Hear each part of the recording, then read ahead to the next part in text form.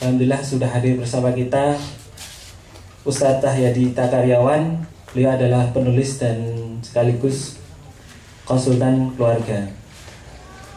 Baik sahabat-sahabat semuanya, supaya kesempatan kali ini kita mendapatkan berkah dari Allah Subhanahu wa taala, dan semoga ilmu yang kita dapatkan kesempatan kali ini bisa bermanfaat buat diri kita, keluarga, dan masyarakat pada umumnya. Mari kita buka dengan lafal basmalah bersama-sama. Sebelumnya saya mohon untuk agak lebih maju ke depan. Ya, masih ada space kosong. Kepada Ustadz Tahyadi Takaryawan, itu dapat kami persilakan.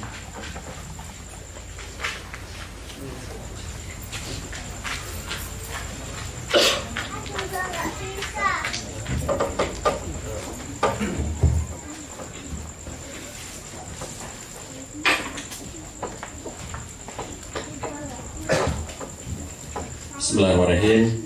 Assalamualaikum warahmatullahi wabarakatuh. Alhamdulillahirabbil alamin. Alhamdulillahilladzi anzala sakinata fi qulubil mu'minin liyazdadu imanan ma imanihim. Asyhadu an la ilaha illallah wahdahu la syarikalah wa asyhadu anna Muhammadan abduhu wa rasuluh la nabiyya ba'dah. Allahumma shalli wa sallim wa barik ala nabiyyina Muhammad wa ala alihi wa sahbihi ajmain wa ba'd. Ikhwan dan akhwat fillah rahimakumullah. Sangat berbahagia pada kesempatan malam hari ini kita bisa silaturahim, duduk di sini dan berdiskusi, berbincang tentang satu tema, bagaimana kita menjaga spirit 212 dalam kehidupan keluarga atau rumah tangga kita. Tapi sepertinya yang saya lihat di depan ini masih banyak yang belum berkeluarga ya. Jadi bagaimana cara menjaganya? Keluarganya saya belum ada. Keluarga besar. Jadi diadakan dulu ya. Baik, ini bagi yang belum berumah tangga, mudah-mudahan sebagai bagian dari pembekalan. Bagi yang sudah berumah tangga, ini bagian dari cara kita untuk lebih menguatkan lagi kekokohan keutuhan keluarga kita semuanya. Ikhwan dan akhwat sekalian, seperti tadi telah diprolog oleh pembawa acara bahwa memang peristiwa 212 kemarin sungguh luar biasa yang belum tentu akan terulang dalam sepanjang sejarah kehidupan kita. Belum tentu bahwa akan ada sebanyak itu umat berkumpul untuk satu tema yang sama, dan itu menjadi sesuatu yang kita syukuri karena kita diberikan kesempatan oleh Allah untuk hidup di zaman di mana kita menyaksikan peristiwa itu terjadi, yang itu tidak bisa kita bayangkan apakah mungkin akan terulang pada kesempatan yang lainnya. Dan juga lebih lagi bagi antum semuanya yang kemarin sempat ikut di sana, ini juga kita syukuri karena Allah berikan kesempatan kepada kita untuk hadir dan ikut meramaikannya. Ini menjadi sesuatu yang luar biasa bagi kita, karena sungguh ini peristiwa yang sangat luar biasa bagaimana kita semuanya ternyata digerakkan dengan energi yang sama, energi cinta kita kepada Quran, energi cinta kita kepada Allah SWT, energi cinta kita kepada fatwanya ulama, untuk kemudian kita bersama-sama memperjuangkan itu, dan kita telah mendohirkan pada tanggal 2 Desember waktu itu ya, dan luar biasa. Ini semangat yang harus kita jaga dalam berbagai macam kehidupan kita keseharian. Nah, di antara hal yang kita lihat spirit 212 itu ada sangat banyak tentu saja. Di antaranya adalah bagaimana spirit akidah kita, spirit keimanan kita, spirit ibadah kita, spirit pembelaan kita terhadap Quran, spirit kita untuk menjadi seorang muslim yang harus mendohirkan keislaman kita dengan sebaik-baiknya, dengan kira-kira itu seberani-beraninya dan sekencang-kencangnya dalam berbagai macam situasi dan kondisi itu. Kita memiliki spirit kebersamaan yang luar biasa pada 212 itu. Sekarang bagaimana kita membawanya itu dalam kehidupan kita berumah tangga, membawa itu dalam kehidupan kita berkeluarga. Ikhwan dan akhwat sekalian, saya akan mengajak kita semuanya, kalau bagi yang belum berkeluarga, belum berumah tangga, sekali lagi ini adalah mudah-mudahan sebagai pembekalan bagi Anda semuanya.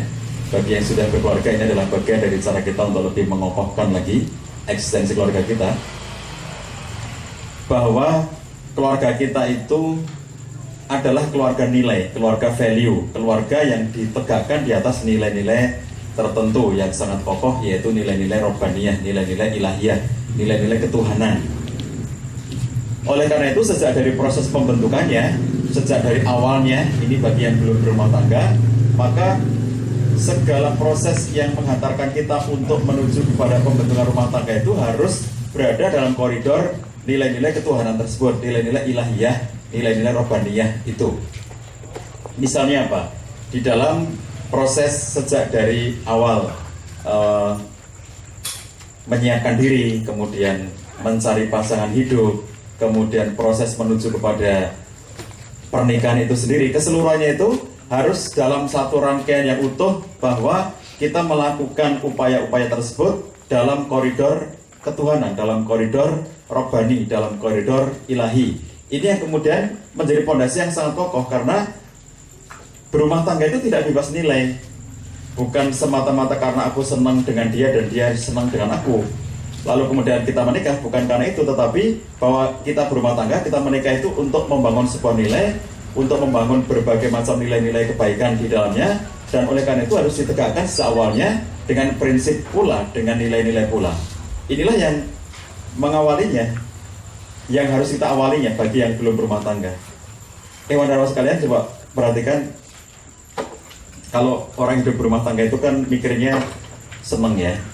Orang itu nikah itu mikirnya seneng gitu. Jadi kalau antum semuanya bayangin soal prosesi pernikahan itu kan pasti di dalam acara resepsi pernikahan itu, kalau di sini panggung pernikahan kan, ini biasanya kalau di tradisi di masyarakat kita, ini tempat duduk untuk pengantin, kemudian di belakang sini kan dekor-dekor yang aneka warna, bunga-bunga, kemudian warna-warni yang luar biasa indahnya gitu ya, dengan suasana yang penuh dengan sukacita, menggambarkan bahwa nikah itu menyenangkan gitu, nikah itu indah gitu.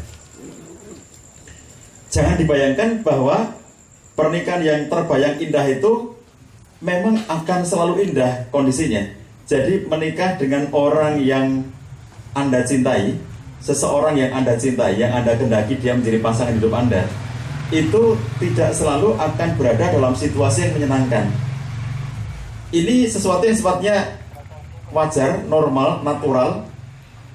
Setiap kali kemudian nanti suatu saat Anda berumah tangga, lalu kemudian Anda mendapatkan situasi yang tidak menyenangkan dalam kehidupan itu, hendaknya kita pahami bahwa tujuan hidup berumah tangga itu bukan saja untuk senang-senang. Jadi kalau ketemu dengan yang tidak menyenangkan, suatu saat Anda hidup berumah tangga dan ketemu dengan sesuatu yang tidak menyenangkan, ingatlah selalu bahwa tujuan hidup berumah tangga bukan tunggal. Misalnya tujuan nikah itu untuk senang-senang. Nah kalau tujuannya tunggal begitu Anda senang, Anda nggak senang, maka Anda merasa tidak tercapai tujuan saya. Kalau yang dipikirkan oleh orang ketika menikah itu adalah tujuannya adalah untuk senang-senang, maka begitu dalam hidup berumah tangga kemudian yang dijumpai adalah ada bagian ketidaksenangannya, maka dia merasa tujuannya tidak tercapai. Nah ingat, tujuan berumah tangga itu bukan hanya untuk senang-senang. Tadi saya katakan kita itu rumah tangga itu nggak bebas nilai, ada value, ada nilai ketuhanan, nilai robbaniyah, nilai ilahiyah yang kita tegakkan. Dalam konteks berumah tangga itu kita memiliki berbagai macam sejumlah ya, banyak sekali tujuan-tujuan yang sangat mulia. Dari tujuan yang sifatnya fitrah basyariah, bahwa masing-masing kita menyalurkan fitrah kemanusiaannya, sampai kepada tujuan yang sangat besar, yaitu bagaimana kemudian kita menegakkan peradaban dimulai dari keluarga kita. Ini tujuan yang sangat besar. Jadi bukan hanya tujuan senang-senang tadi itu. Makanya kalau kita lihat kan, ini dalam kehidupan berumah tangga masyarakat pada umumnya ya, kan ngeri nih kalau kita lihat datanya di Indonesia itu ya. Ini sudah akhir 2016. Dari catatan dari tahun ke tahun itu kan, data perceraian di Indonesia itu kan terus-menerus meningkat ya. Jadi orang nikah kalau di Indonesia itu datanya menurut Kementerian Agama, setiap tahunnya itu kurang lebih di kisaran angka 2,1, 2,2 sampai 2,3 juta orang menikah setiap tahunnya. Jadi kisaran orang nikah itu nggak jauh-jauh beda, naik turunnya dalam 5 tahun terakhir ini itu antara 2,1, 2,2, 2,3, turun sedikit lagi ke 2,2. Jadi fluktuatifnya di angka 2,1 sampai maksimal 2,3 juta orang menikah setiap tahunnya. Tetapi orang bercerai itu beranjak dari angka 200-an ribu sampai 300-an ribu, sampai sempat mencapai angka 370 ribu per tahunnya. Yang kalau dilihat dari data yang disodorkan oleh Kementerian Agama dalam 2 tahun terakhir, rata-rata perceraian di Indonesia itu di angka 350 ribu perceraian setiap tahunnya. Kalau angka tahun ini dibawa ke bulan, dari bulan dibawa ke hari, dari hari dibawa ke jam, maka itu rata-rata orang bercerai di Indonesia itu setara dengan 40 perceraian setiap jamnya. Jadi di Indonesia itu ada 40 orang bercerai setiap jam. Kalau kita di sini duduk 1 jam, berarti di luar sana sudah ada 40 orang bercerai. Nanti jam kedua kita duduk di sini 1 jam lagi sudah 40 lagi orang bercerai di luar sana. Pokoknya tiap jam di Indonesia itu ada 40 orang bercerai. Dan angka ini menurut data dari BKKBN menyebabkan Indonesia itu menjadi negara dengan tingkat perceraian tertinggi se Asia Pasifik. Dan ini ngeri ya, di Indonesia itu ngeri. Tingkat perceraian tertinggi se Asia Pasifik. Tadi diceritakan, dikenalkan sedikit tentang saya. Saya mengelola kegiatan konseling. Jadi menjadi konselor pernikahan dan keluarga dari tahun 2000 sampai sekarang di Jogja Family Center.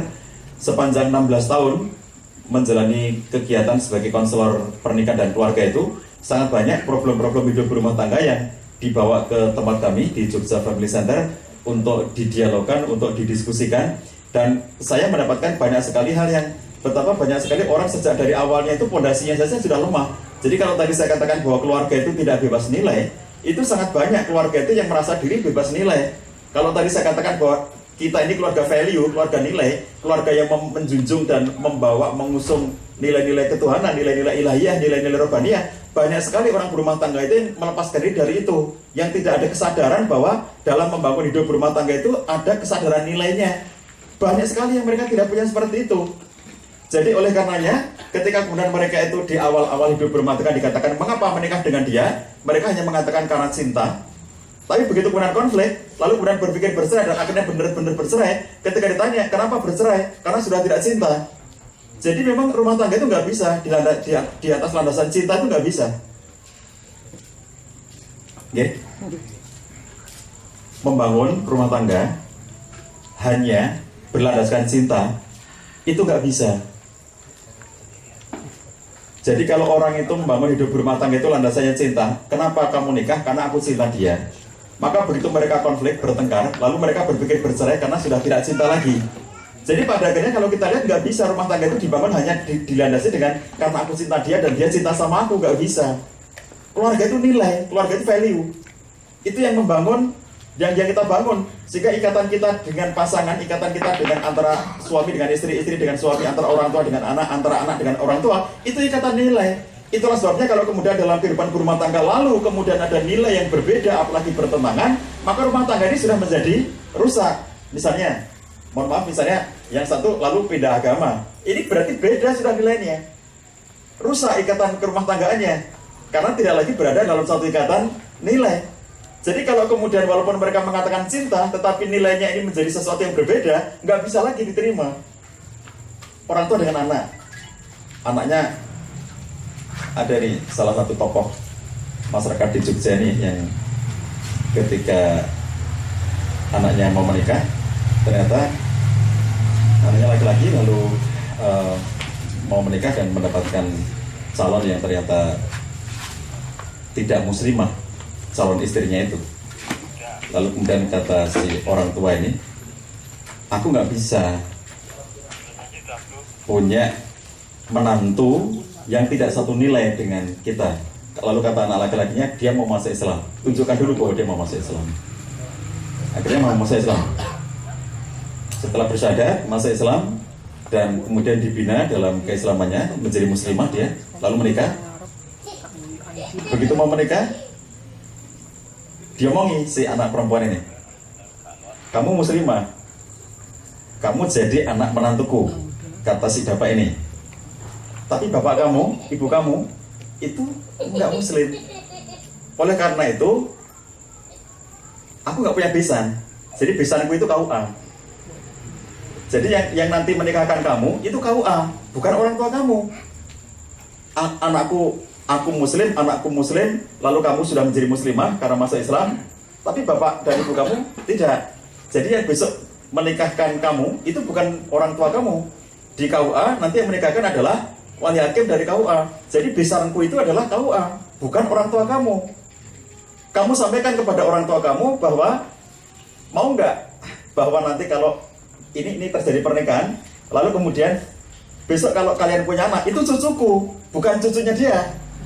Ini cucuku. Jadi aku nanti akan mendominasi cucuku. Ini yang saya sebut sebagai keluarga nilai. Jadi keluarga itu nggak bisa dibangun hanya karena aku cinta sama dia. Nah kalau nggak ada nilainya, orang berbeda nilainya kok lalu kemudian mereka saling jatuh cinta, itu nggak bisa. Jadi keluarga itu nilai, value, dan value itu adalah robaniyah, ilahiyah gitu. Nah, sehingga kalau kita lihat dalam konteks seperti ini tadi, sampai pun ketika kemudian berbeda konteks nilainya itu ya, jadi si bapak ini mengatakan, aku nggak punya besan, besanku itu KUA. Inilah yang disebut dengan keluarga nilai itu. Jadi inilah yang menyelamatkan kita. Ini yang menyelamatkan bahwa kemudian kita semuanya terikat dalam satu lingkup keluarga itu karena ikatan nilai, bukan karena semata-mata ikatan cinta. Kalau semata-mata ikatan cinta itu nanti orang mengatakan, aku hidup berumah tangga ini karena aku cinta dengan mereka, dan begitu aku mengatakan aku sudah tidak cinta lagi sama mereka, maka aku meninggalkan mereka. Jadi kalau cuma semata-mata cinta, itu tidak ada nilai sesuatu, sekedar mengikuti perasaannya, aku masih cinta, maka aku bersama. Aku nggak cinta, ya sudah, aku nggak bersama lagi gitu. Nggak bisa hanya dengan kata cinta ya. Keluarga itu nilai, keluarga itu value ya. Nah, jadi ini penting bagi Anda. Kalau yang hadir di sini sepertinya masih banyak yang belum menikah, maka ini sebagai fondasi bagi Anda.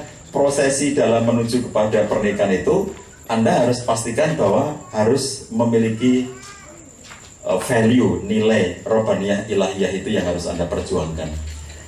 Sehingga nantinya anak-anak sekalian, karena memang ini adalah ikatannya itu ikatan nilai, maka tadi saya katakan, andai suatu ketika nanti dalam hidup berumah tangga ketemu dengan pahitnya, ketemu dengan ketidaksenangannya, ketemu dengan konfliknya, ketemu dengan hal-hal yang tidak menyenangkannya, ingat, tujuan berumah tangga bukan hanya untuk senang-senang.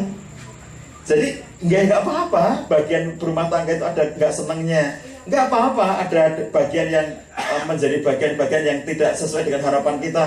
Kadang-kadang ada bagian yang ada konfliknya. Itu sesuatu yang kita lihat karena tujuannya bukan semata-mata untuk bersenang-senang. Jadi jangan kemudian bersedih ketika dalam hidup berumah tangga ketemu juga dengan sesuatu yang tidak sesuai dengan kemauan kita. Loh, kok nggak senang ya ternyata. Hidup berumah tangga itu dikiranya senang semuanya. Kok ternyata ada juga bagian tidak senangnya, ya tidak apa-apa. Karena tujuannya bukan untuk senang-senang gitu. Yang pertama ya, jadi keluarga itu adalah babnya value, nilai. Sehingga begitu Anda sudah menikah, sejak dari awal Anda sudah memiliki fondasi yang sangat kokoh bahwa Anda hidup berumah tangga, sama-sama ingin mencari ridha Allah, sama-sama dalam fondasi keimanan yang sama-sama mengikuti sunnah Nabi SAW, sama-sama mencintai Allah, mencintai Rasul, mencintai jihad di jalannya. Ini adalah ikatan nilai-nilai yang ada dalam kehidupan berumah tangga kita, dan ini yang mengekalkan. Bahkan seorang ulama mengatakan kalau ini sudah Anda dapatkan, kalau datang cinta, maka itu bonus. Cinta itu dikatakan bonus. Kalau Anda sudah memiliki landasan yang sama, lalu Anda hidup berumah tangga, lalu muncul cinta dalam keluarga Anda, maka itu bonus gitu. Jadi bukannya karena aku cinta dia lalu kemudian menikah, lalu kenapa kamu bercerai karena sudah tidak cinta lagi. Ini kan seperti yang terjadi di data tadi, 40 perceraian setiap jamnya. Dan yang unik kalau dari data Kementerian Agama itu, dari 40 perceraian setiap jamnya itu, maka ada data begini, 70% perceraian di Indonesia itu terjadi karena gugat cerai dari pihak istri. 70% dari 350 rata-rata 350 ribu perceraian tiap tahunnya tadi, atau setara dengan 40 cerai tiap jamnya tadi itu, adalah bermula dari gugat cerai dari pihak istri. Jadi yang berupa talak dari suaminya itu hanya 30%. 70%-nya adalah gugat cerai dari pihak istri. Banyak banget ya, 70%. Jadi masyarakat Indonesia itu nggak ngerti kenapa gitu, pokoknya para istri itu senang banget gugat cerai suaminya. Jadi sampai 70%. Jadi yang suami mentalak istrinya itu cuma 30%. Jadi hati-hati ya, jadi laki-laki itu rawan gugatan cerai dari pihak istri gitu. Makanya dijaga baik-baik istrinya itu.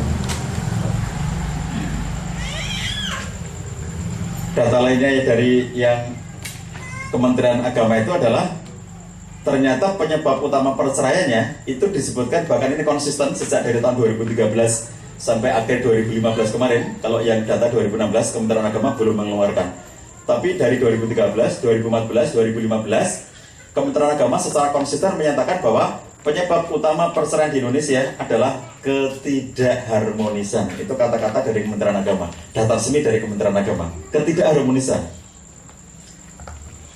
Ketidakharmonisan itu mencakup aspek yang sangat luas, yang kalau dalam definisinya di Kementerian Agama, maka itu mencakup 25 indikator. Jadi kalau orang bercerai karena ini sampai dengan 25 indikator, itu masuk kategori ketidakharmonisan. Itu termasuk bagi saya itu unik gitu ya, karena tidak harmonis lalu kemudian menjadi penyebab perceraian. Gampangnya begini, ada orang bercerai lalu ditanya, mengapa Anda bercerai? Karena saya tidak cocok, karena saya tidak harmonis gitu ya. Iya, jadi agak sulit dipahami mengapa mereka bercerai, karena jawabannya karena kami tidak harmonis. Kalau kemudian kita lihat, kira-kira kan membayangkan tidak harmonis itu kan ada konfliknya, ada pertengkarannya, ada hal yang tidak menyenangkannya, ada hal yang kemudian tidak sesuai harapannya. Nah ini yang tadi saya bilang, jadi orang itu kalau tidak siap dengan nilai tadi itu ya, begitu ketemu dengan hal yang tidak menyenangkan seperti ini, lalu mereka berpikir kalau begitu ngapain hidup berumah tangga kalau ternyata tidak menyenangkan atau tidak sesuai dengan harapannya. Karena mengira bahwa hidup berumah tangga itu hanya untuk bersenang-senang saja. Baik, itu proses sampai dengan menikah. Sekarang bagaimana kita menjaga nilainya tadi, value, dalam hal ini spirit 212 tadi itu ya, itu dalam hidup kita berumah tangga kalau sudah menikah. Kalau ini tadi proses sebelum menikah, bagaimana kalau sudah menikah? Nah, teman-teman sekalian, cara kita menjaga adalah dengan jalan menjadikan rumah tangga kita ini sebagai pusat dari segala sesuatu kebaikan. Nomor satunya, jadikan rumah kita itu sebagai pusat penguatan akidah bagi semua anggota keluarganya. Coba, sekarang Anda perhatikan misalnya kegelisahan orang terhadap perkembangan zaman. Sebetulnya kegelisahan ini sudah ada dari waktu ke waktu. Orang itu gelisah dengan perkembangan zaman itu dari waktu ke waktu. Tetapi intensitas kegelisahannya semakin kesini semakin meningkat karena apa yang membuat mereka gelisah itu semakin nyata di depan mata. Misalnya begini, pada kira-kira kalau tahun 70-an, tahun 80-an, orang tua yang hidup pada zaman itu, karena kan saya masih anak-anak pada tahun 70-an gitu ya, sehingga orang tua yang hidup pada zaman tahun 70-an itu, mereka cukup dibuat gelisah oleh karena maraknya perkembangan televisi. Dari tahun 70 ke tahun 80 ke tahun 90 itu televisi maraknya bukan main. Lalu kemudian di banyak tempat orang khawatir bagaimana anak-anak kita ke depan kalau kemudian mereka itu lebih asyik dengan televisi. Sampai kemudian di banyak tempat di Jogja, bahkan mulainya juga di Jogja dibikin JBM, jam belajar masyarakat, antara jam 18 sampai jam 20 masyarakat tidak boleh menghidupkan TV karena biar kompak. Karena kalau di rumah sini nggak hidupin TV tapi di depan rumah itu ngidupin TV, maka anak-anak yang di sini itu sudah tidak nonton TV, dia kemudian bisa ke tempat tetangga untuk nonton TV di sana. Nah ini yang kemudian kalau kita lihat, lalu masyarakat pengen kompak, dibikinlah jam belajar masyarakat.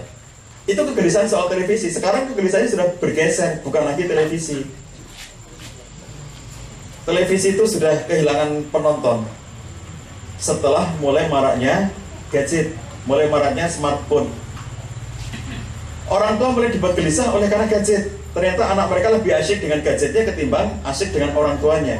Kenapa anak itu lebih asyik dengan gadgetnya? Karena orang tuanya tidak mengasyikkan. Akhirnya anak-anak lebih asyik dengan gadget mereka masing-masing. Orang tua gelisah dengan perkembangan gadget setelah kemudian ternyata anak-anak sangat asyik dengan gadget mereka. Coba dari waktu ke waktu selalu ada kegelisahan seperti ini. Ini tahun sekarang. Kalau 5 tahun lagi kita ketemu di sini, lalu kemudian kita berdiskusi tentang apa yang menggelisahkan orang tua pada waktu itu sudah bukan gadget lagi, sudah berbeda lagi teknologinya. Tapi yang ingin saya ceritakan adalah dari zaman ke zaman selalu ada kegelisahan seperti ini dan akan terus-menerus ada hal-hal yang dianggap itu nanti akan membahayakan bagi kehidupan keluarga kita, terutama bagi anak-anak kita. Bentuknya saja yang berbeda-beda, tetapi kegelisahan itu bahkan semakin lama semakin mengkristal, semakin lama semakin banyak. Uniknya, teman dan teman sekalian, kita tuh nggak pernah secara tuntas masyarakat itu menemukan jawabannya. Saya sangat ingat kuliahnya Pak Kunto Wijoyo, almarhum budayawan Jogja ya, dosen UGM. Saya sangat terinspirasi oleh banyak hal dari beliau. Pak Kunto Wijoyo ini pernah memberikan kuliah, beliau menyatakan seperti ini, dan bagi saya kalimat beliau itu sangat relevan dalam berbagai macam perkembangan zaman. Beliau katakan, gambaran antara ilmu moral dengan teknologi itu seperti ilmu mengukur tapak kaki kuda, kata beliau. Ilmu mengukur tapak kaki kuda. Jadi begini, ada kuda teknologi melesat, Misalnya contohnya kalau zaman tahun 70-an 80-an itu televisi. Semula belum ada televisi, lalu ada televisi cuma satu TVRI, lama-lama banyak televisi swasta, semakin lama semakin banyak. Ini yang namanya teknologi melesat. Kuda teknologi ini berlari, lalu kemudian orang-orang di kampung karena melihat ada kuda yang berlari itu dan kuda ini bisa membahayakan banyak hal, maka mereka berpikir bagaimana cara mengendalikan kuda. Kudanya kuda liar, melaju dengan kencang, lalu kita berpikir, orang-orang kampung berpikir bagaimana cara mengendalikan kuda itu. Akhirnya diukurlah tapak kaki kuda. Yang kuda lewat tadi itu ada tapak kakinya diukur.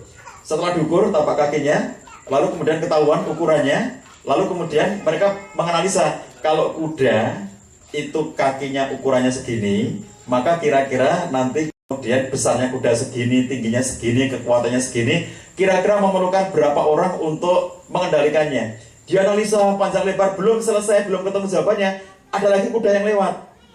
Dan itu membahayakan lagi, lebih gede lagi. Lalu diukur lagi tapak kaki kudanya untuk dianalisa lagi. Dan belum selesai menjawabnya, sudah lewat lagi kuda berikutnya. Begitulah seterusnya. Teknologi yang satu menggelisahkan orang dan belum selesai ketemu jawabannya, sudah datang lagi teknologi berikutnya dan akan selalu begitu. Sebetulnya, kalaupun jawaban teknis tidak didapatkan, tetapi ada jawaban yang bersifat ideologis, yaitu bagaimana penanaman nilai-nilai akidah dalam kehidupan berumah tangga kita. Ini jawabannya yang akan relevan dari zaman ke zaman.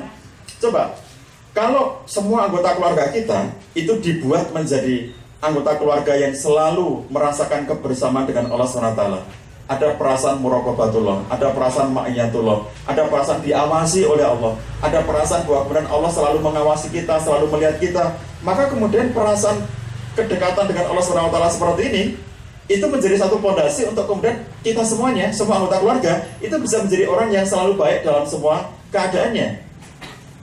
Tidak peduli nanti bentuk teknologinya apa, jadi kita tidak perlu pusing dengan teknologinya nanti apa. Kalau dulu yang diserang itu rumah-rumah, karena televisi masuk ke dalam rumah. Lama-lama televisi semakin banyak, akhirnya televisi masuk ke dalam kamar-kamar. Satu kamar ada televisinya, kalau dulu satu rumah satu televisi. Sebelumnya lagi malah pertama kali itu Indonesia ini cuma ada beberapa titik yang punya televisi. Lalu kemudian setiap kecamatan punya satu televisi. Terus lagi satu desa punya satu televisi. Jadi yang bapak-bapak, ibu-ibu yang hadir di sini, yang umurnya sudah umur saya ke atas, itu pernah mendapatkan situasi di mana dulu satu desa hanya satu televisi. Dan dulu kalau kita nonton televisi ngumpul semuanya di rumah Pak Lurah, bareng-bareng nonton TV di situ. Yang kita tonton bareng-bareng itu apa? Tinju Muhammad Ali. Pada waktu itu semua orang nonton tinju Muhammad Ali. Kalau tinju Muhammad Ali itu sampai sekolah-sekolah libur. Kenapa sekolah-sekolah libur? Karena gurunya pengen nonton. Karena gurunya pengen nonton, lalu kemudian anak-anak sekolahnya pada libur semuanya dan nonton semuanya di rumah Pak Lurah, ketemu di situ semuanya di rumah Pak Lurah itu. Jadi saya sebagai anak SD pada waktu itu ya, ketika Muhammad Ali lagi bertanding itu, saya tidak tahu kalau Muhammad Ali itu bukan orang Indonesia. Jadi dikiranya itu Muhammad Ali itu orang Indonesia. Lalu mengapa kalau kita nonton semuanya itu seakan-akan orang Indonesia yang kita bela-belain begitu. Dan kita semuanya nonton televisi di rumah Pak Lurah. Kan itu kan satu kelurahan, satu televisi itu aja sudah menggelisahkan mereka karena anak-anak pada nonton televisi. Lalu kemudian televisi masuk rumah karena semakin terjangkau harga televisinya. Setiap rumah sudah punya televisi. Lama-lama semakin murah lagi harganya, terjangkau lagi, dan satu kamar ada satu televisi. Jadi pada akhirnya kemudian orang-orang dibuat gelisah dengan itu. Sekarang televisi sudah lewat karena gadget.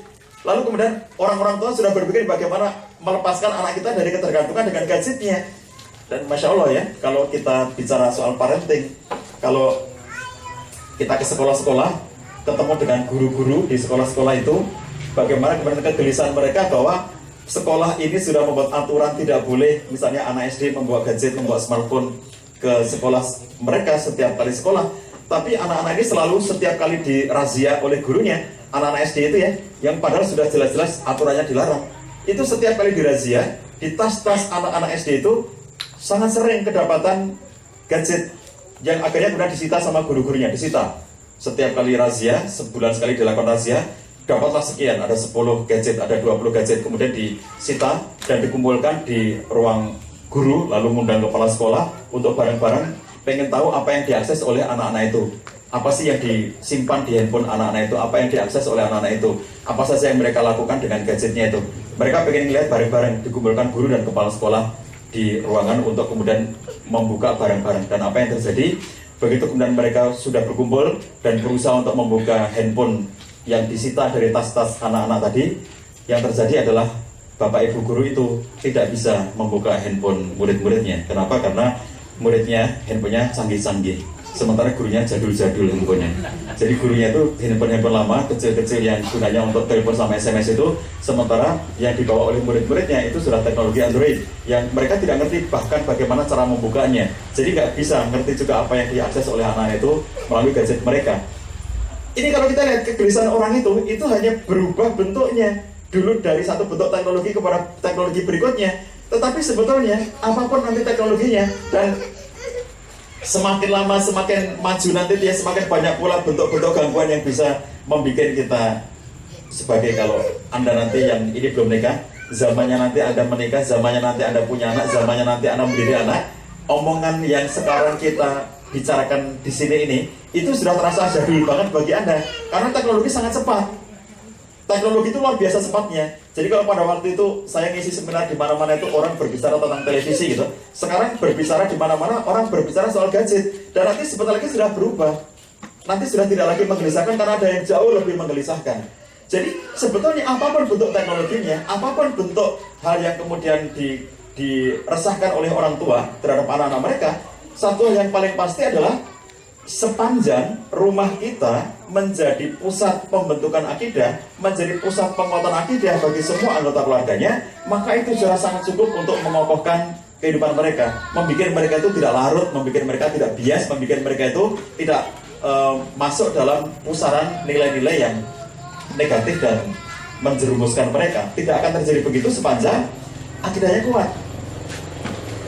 Jadi kalau kemudian dalam kehidupan berumah tangga itu suami istri ya, itu kemudian mereka itu gelisah, bingung dengan bagaimana mengantisipasi dampak gadget itu, sebetulnya yang ditanyakan pertama kali adalah bagaimana menjadikan keluarga itu sebagai pusat penanaman akidahnya, seperti apa? Bapak Ibu sekalian, kalau kita perhatikan saat kita berbicara tentang pendidikan anak itu kan kita selalu menyebut Luqman ya, Luqman. Di mana-mana Anda mengikuti kajian tentang tarbiyatul aulad, bagaimana pendidikan anak dalam Islam, selalu yang dijadikan sebagai contoh, figur, simbol itu mesti adalah Luqman. Selain ada surat Luqman, juga kemudian memang dikisahkan dalam surat Luqman itu tentang bagaimana dia mendidik anaknya. Qala Luqmanu libnihi wa huwa ya'idu ya bunayya la tusyrik billah inna syirka la dzulmun adzim. Jadi bagaimana kemudian dia menanamkan nilai akidah sejak dari awalnya itu, dan yang disebut adalah Luqman. Luqman itu laki-laki atau perempuan? Laki-laki. Ya, dan yang disebut dalam Quran itu Luqman itu ya Luqmannya, bukan istrinya Luqman ya. Jadi ayatnya itu tadi kalau kita terjemahkan, dan ingatlah ketika Luqman berkata kepada anaknya ya bunayya la tusyrik billah dan seterusnya. Jadi tidak dikatakan dan ingatlah ketika Luqman mengatakan kepada istrinya, wahai istriku tolong ajari anakmu akidah. Bukan, tapi langsung anak si Luqman ini mengatakan pada anaknya. Inilah contoh dialog antara ayah dengan anak di dalam Al-Quran ya. Dalam Quran ketika kemudian berdialog dengan anak ini disertasi yang ditulis oleh Sarah binti Khalil binti Hilallah Al-Mutiri. Dia menulis tesis tentang dialog orang tua dengan anak dalam Quran. Lalu cara dia membuat tesisnya itu adalah dengan jalan menghitung ayat-ayat dalam Quran di mana saja ada dialog antara orang tua dengan anak itu. Lalu setelah dihitung ternyata dia dapatkan ada di 17 tempat. 17 tempat ya, bukan 17 surat, bukan 17 ayat, 17 tempat. Maksudnya tempat itu misalnya tadi kalau surat Luqman tadi itu ya, itu bercerita tentang dialog Luqman dengan anaknya, itu di satu tempat disebutnya. Surat Luqman itu kan ada banyak ayat yang bercerita tentang bagaimana dialog Luqman dengan anaknya, itu satu tempat. Nah, dia mendapatkan 17 tempat dialog antara orang tua dengan anak itu. Dari 17 tempat dialog orang tua dengan anak itu, maka kemudian dia dapatkan bahwa 14 tempatnya itu adalah dialog antara ayah dengan anak. 14 tempat. 2 tempatnya itu dialog antara ibu dengan anak. Dan 1 tempatnya dialog antara kedua orang tua yang dalam Quran tidak disebut siapa namanya dengan anaknya. Jadi dari 17 tempat ini yang paling banyak disebutkan dalam Quran yang berdialog dengan anaknya itu ayah. Dialog ayah dengan anak dalam Al-Quran itu ada di 14 tempat, dan masing-masing disebut siapa namanya ayah ini gitu ya, salah satunya Luqman. Lalu dialog antara ibu dengan anak di dalam Quran itu hanya disebutkan sampai 2 tempat saja, dan dialog antara kedua orang tua yang tanpa disebut siapa namanya dengan anak itu hanya di 1 tempat. Maka Saroh, penulis tesis itu mengatakan bahwa demikianlah Quran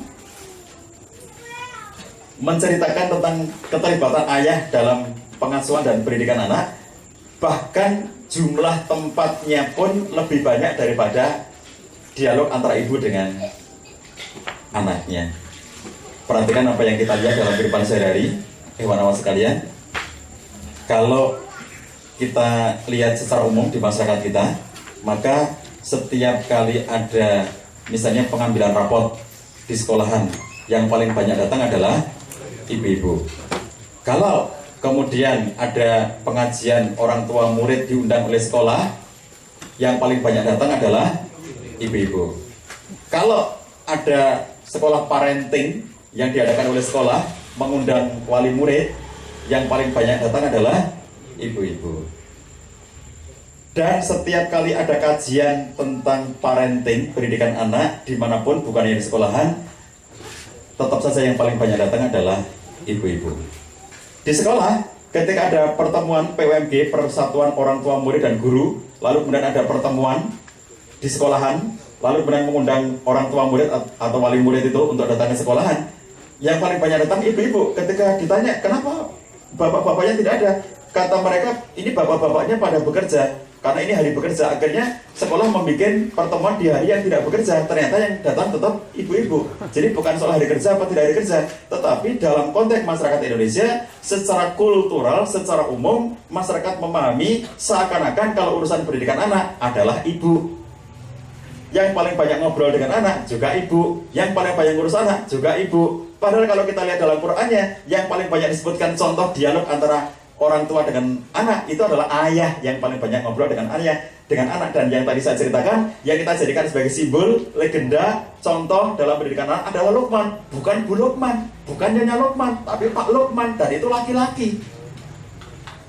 Jadi kalau kita lihat, Anda semuanya ini sebagai calon ayah. Kalau besok sore di GOR UNJ bersama dengan calon ayah amanah ya.